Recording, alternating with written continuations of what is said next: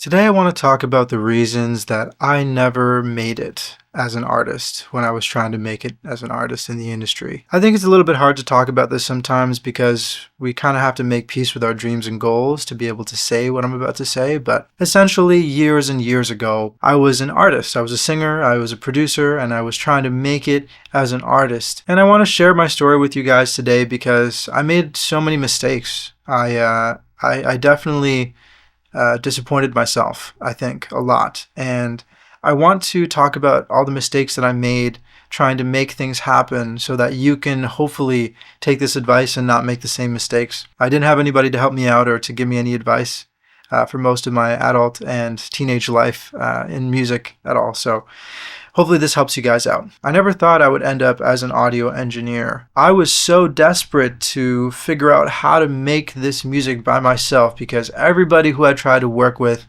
had either stopped picking up the phone, didn't want to respond to my messages, thought that I sucked, I wasn't good enough to work with them, or they were charging me astronomical amounts of money to produce records that really weren't that good. They weren't of the quality they were promising. And so I was left in this really difficult space of contemplation and maybe resentment over already wasting time and money. And I decided I was going to teach myself how to be a producer, teach myself how to engineer, invest in gear, get on YouTube and learn and do all the things I have to do for myself by myself. I was going to make it work. So my first paycheck, I went and I invested in some gear. In my second paycheck, I continued investing, and third, fourth, fifth, and for years straight, I put every single dollar that I made working in hospitality, which was where I was working at the time, and I put every dollar into my music career over and over and over again. And it definitely wasn't the wisest decision. I was left with no savings, and I was left with no fallback. If I got fired from my job, I wouldn't be able to do anything but sell my gear and hopefully get some money back. But I kept doing that, investing in plugins, then investing in marketing, investing in a better computer.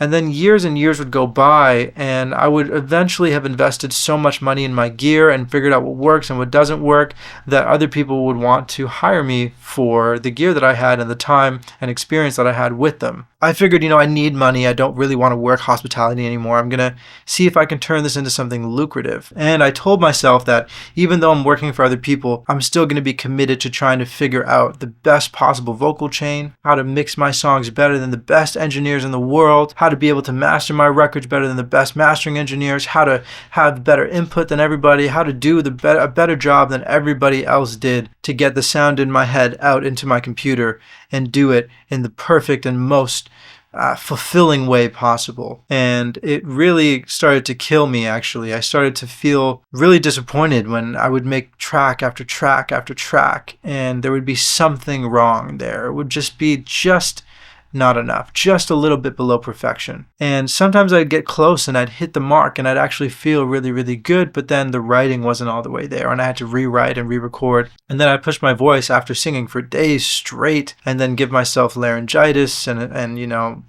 vocal fatigue and damage it and so many things. I was just pushing and pushing and pushing. Now, while I'm pushing the narrative and trying to become a better engineer, I ended up getting more and more clientele, more and more people who wanted me to produce for them and engineer for them, and they appreciated what I was able to do for them, even though to me, it wasn't necessarily perfect to me yet, but it was making me money. So I accepted any money that anyone was willing to pay me for my work, of course. Now, as time went on, I built more and more resentment for sitting at the computer and working on my own music. I wasn't able to get that thing out of my head. I wasn't able to accomplish that sound. I wasn't able to get that quality. It was always the next best thing, the next best interface, the next best mic. It was really a toxic addiction that I had at that point. I was wasting so much money.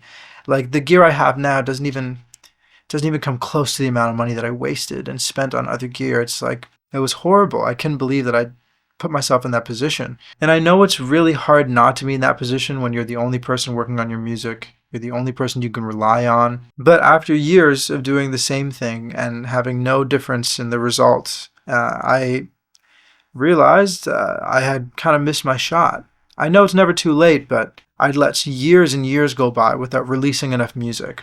Years and years go by without producing enough stuff and having enough fun. I didn't know how to have fun anymore. I didn't know how to enjoy the process of creating records. I now knew every single thing there was to know about microphones of all sorts, about guitars, about interfaces, converters, speakers. I had used some of the best speakers that the world had to offer, but I wasn't any closer to accomplishing my dream. And so today I make a video about why I never made it in music.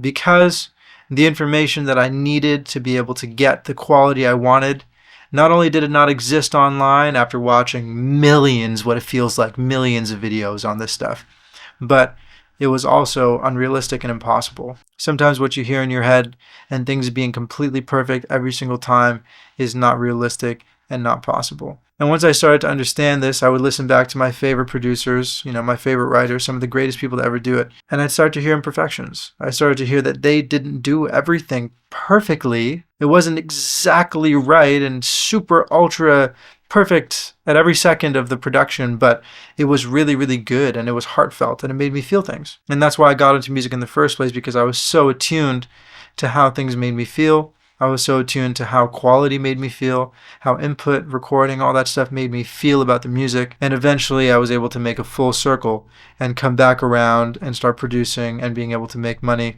as a creative person again. But I don't know if my artist days are really ever going to come back around. I don't know if that's something that is in the cards for me. I don't know. And unfortunately, that's the case because I wasted my time. I wasted my money. I wasted my resources chasing something that just wasn't necessarily real when I could have been putting out music. I could have been collaborating with people, and I could have been having fun. So today, I'm somebody who has extensive amounts of gear knowledge, somebody who's been able to experience a lot of the different resources that are available to us as engineers and producers. And I'm making this channel especially now because I want to give back to people so that they don't necessarily have to go through the perils of figuring out their process, finding the gear that works for them, and learning how to make peace with what they do have in being creative, how to maximize the things they do have. I know this was a little bit of a heavier video, but I know it'll help someone. So thank you guys for tuning in, supporting the channel.